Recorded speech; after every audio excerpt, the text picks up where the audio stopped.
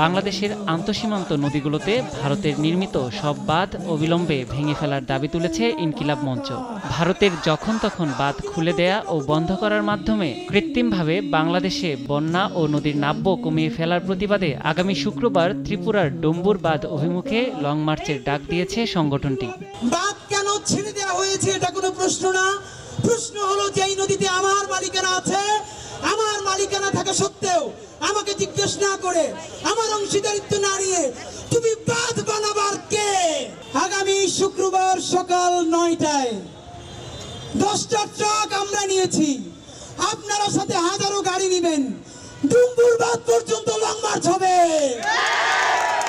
এই long March হবে, এই টিপাই মুখে, এই গজলডোবায়, ডুম্বুরে, ফরাক্কায়, এই সারা দেশে ছাত্রদের জনতা ইনকিলাবে আপনারা ফলানি তোমার আমার জেগেছে জেগেছে।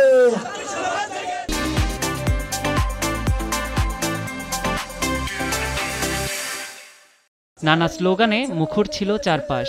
শুক্রবার বিকেলে ঢাকা বিশ্ববিদ্যালয়ের রাজু ভাস্কর্যের সামনে প্ল্যাকার্ড হাতে আগ্রাসন বিরোধী গান, কবিতাসহ সাংস্কৃতিক পরিবেশনায় নানা দাবি তুলে ধরে ইনকিলাব মঞ্চ।